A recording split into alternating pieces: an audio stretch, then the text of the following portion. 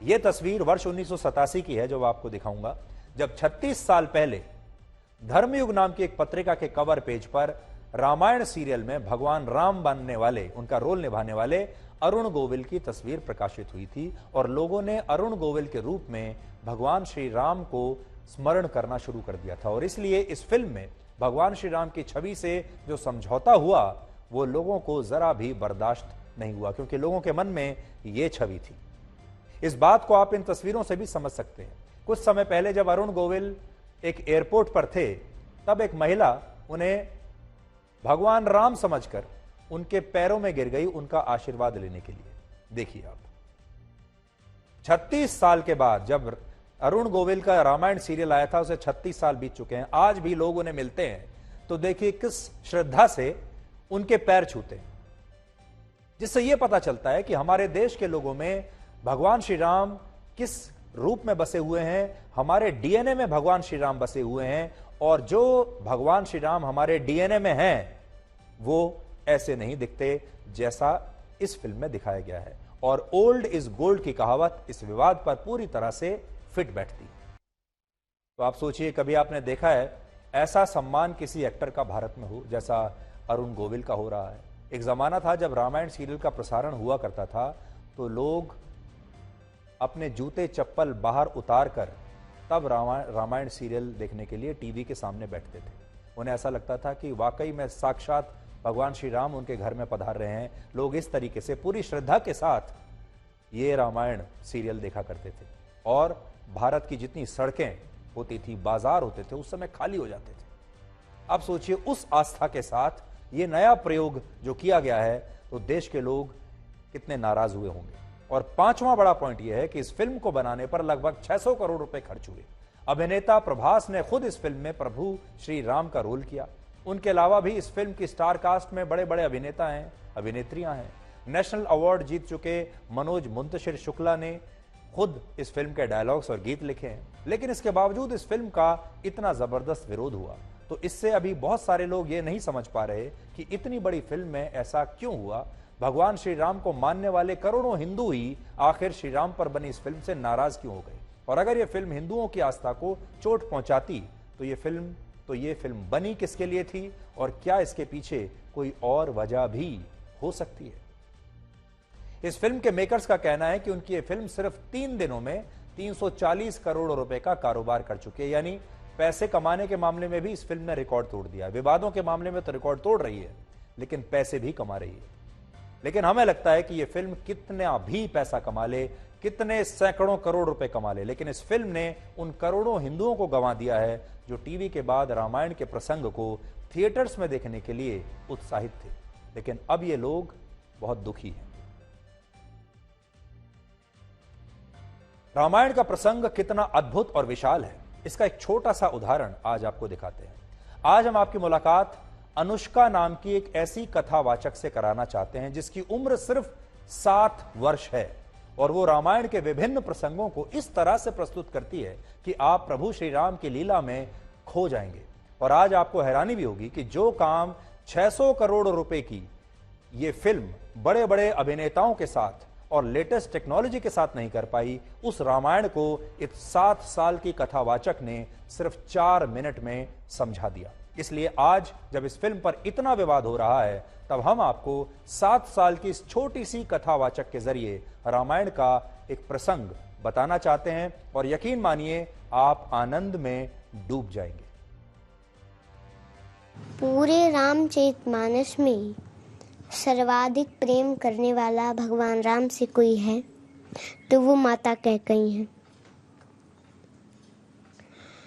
देखिए, सभी माताएं अपने पुत्र को गोद में बिठा करके और प्रेम से दूध भात खिलाती हैं। वैसे ही माता कैकेयी एक बार बैठा कर दूध भात खिला रही थी।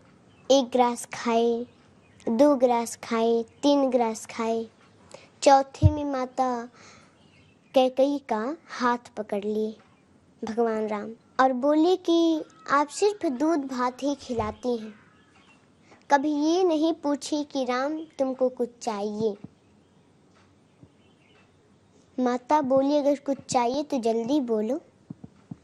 तुम्हें मांगने में देरी हो सकती है, लेकिन हमें देने में देरी नहीं होगी। तो भगवान राम बोले कि पहले हमारा सौगंध खाइए, जो हम मांगेंगे वो आप देंगी।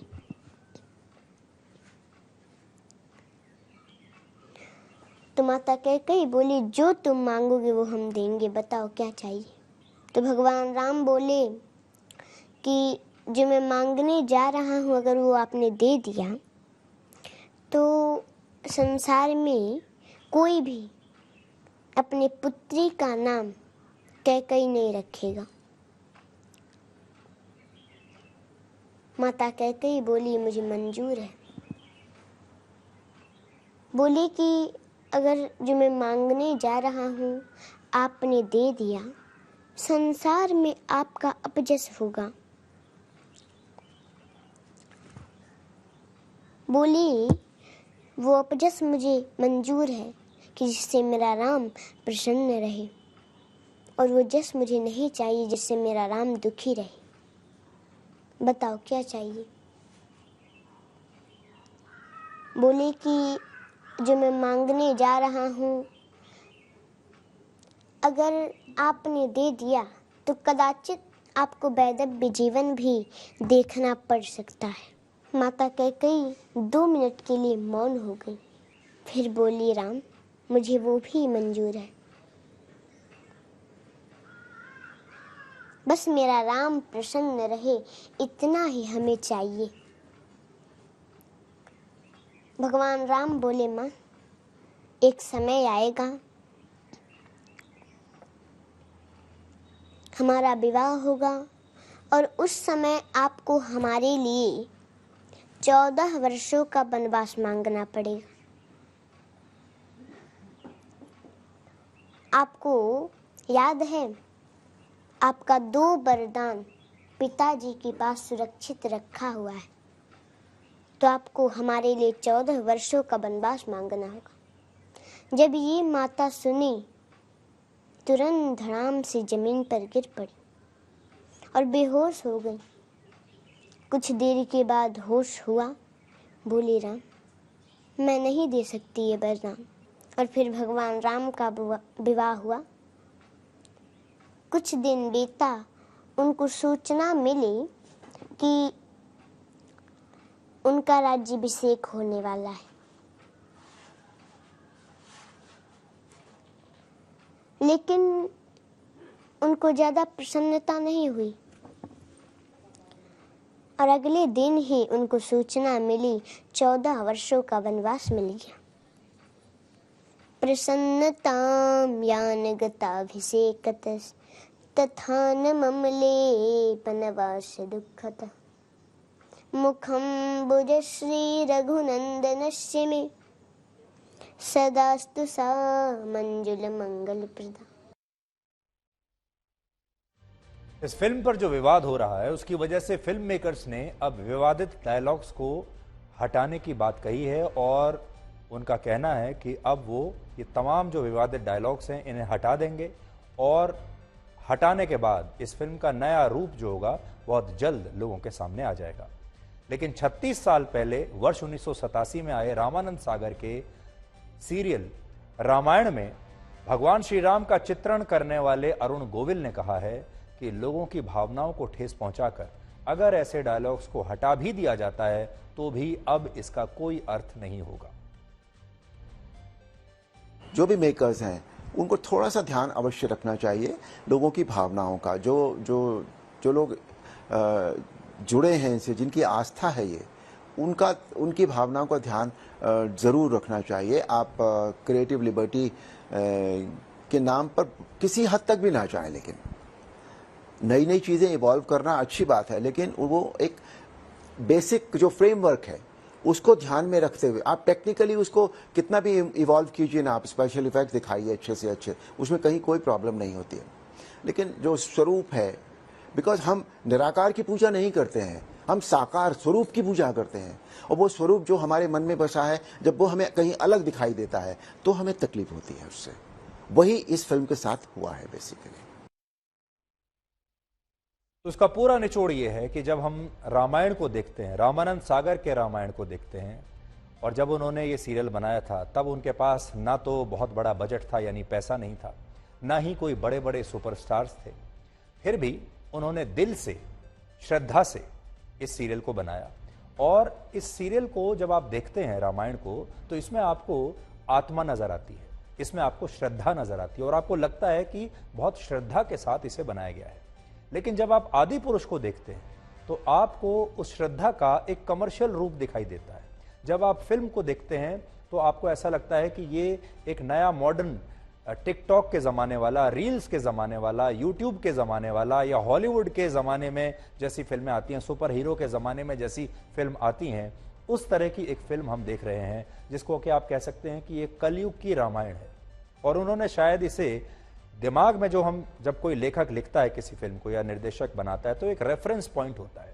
तो शायद उनके दिमाग में ये बात रही होगी कि वो कलयुग की रामायण बना रहे हैं। और हो सकता है कि आजकल के इस कलयुग के ज़माने में जब लोग टिकटॉक देखते हैं, जब लोग रील्स बनाते हैं, दिन भर वीडियोस बना रहे हैं, हो सकता है कि ये वाली जो पीढ़ी है वो इस रामायण से अपने आप को ज़्यादा कनेक्ट कर पाए। ऐसा हम कहेंगे कि फिल्म मेकर्स का एक मिस कैलकुलेशन हुआ, उनका जो कैलकुलेशन था ये गड़बड़ा गया। और हमारी जो आज की पीढ़ी है, हमारा जो आज का समाज है, उसने इन फिल्म मेकर्स को बहुत हैरान कर दिया, सरप्राइज दे दिया इनको, क्योंकि इन्होंने ऐसा सोचा था कि ये फिल्म जब आएगी तो इस तरह के जो डायलॉग्स होंगे या सड़क छाप डायलॉग्स होंगे, या जो उन्होंने जो क्रिएटिव फ्रीडम के नाम पर जो बदलाव किए हैं, ये वाली जो पीढ़ी आज की, ये उसका शायद स्वागत करेगी और अपने आप को इससे जोड़कर देखेगी। लेकिन हुआ इसका उल्टा। इसलिए आप समझ सकते हैं कि हमारे समाज का चरित्र, हमारी युवा पीढ़ी का चरित्र आज भी कम से कम भगवान श्री राम के मामले में जरा भी नहीं बदला है।